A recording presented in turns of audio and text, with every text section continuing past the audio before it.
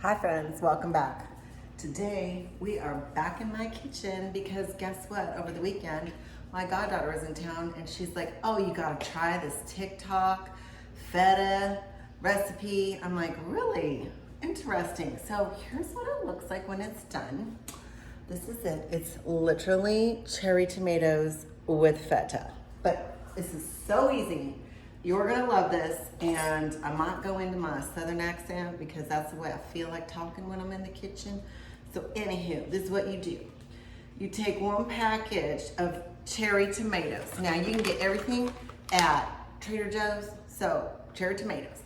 You have to put them into how about this beautiful pan? Don't you just love this? Casserole pan, love that, goes straight in the oven. Don't forget, you preheat your oven 400 degrees.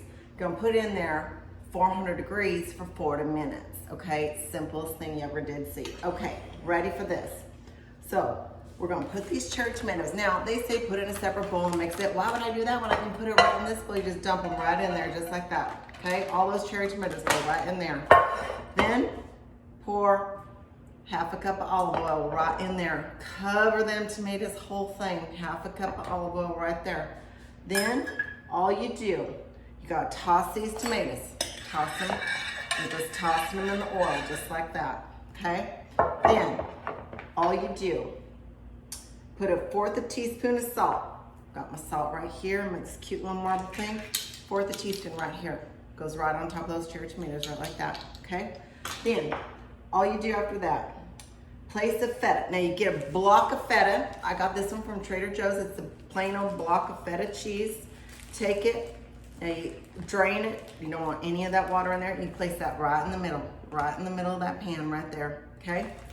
Simple as that. Then, all you do is you put a little bit of black pepper on top of that.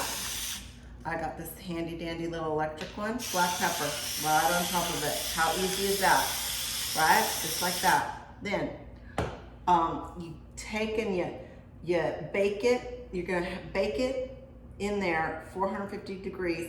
Now you can do it actually 30 minutes at 400 degrees and then 15 minutes at 450 if you want to do that. Okay, but you bake it until the tomatoes have burst, and then once that's done, you're gonna bring a pot of water to boil. You're gonna use a short pasta. Now I've already cooked this short pasta. I use penne.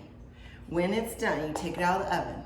All you do is you pour that pasta right on top of that whole creamy hot mixture, mix it up, then you take some basil. Now my son grew this basil in college. Now I don't know if he was doing class at college, but he was growing basil at college. I don't know about that. That was surprising me, but thank you, Jack, for that. When it's done, you chop up a little basil, put that on top. Now let me tell you something. An idiot could make this dinner. My daughter Emily can make this dinner. Now, I'm not calling her an idiot because I would not talk that way about my kin. But she's 16, she don't know how to cook. She could cook this, I'm telling you right now. Okay, and basically, that's it. Now, my husband, he's a carnivore. This recipe does not call for any meat, but guess what? Have you ever tried these chicken shawarma thighs from Trader Joe's? Shawarma chicken thighs. I'm just gonna fry these up in a pan. When this is all done, he can plop this right on top of it. Now the carnivore's got meat in the recipe. So with that, don't you forget to subscribe. You make this recipe. I'm gonna tell you what, it's so good. And you're welcome. And don't forget to love God. Don't forget to love others. And I love you. Bye.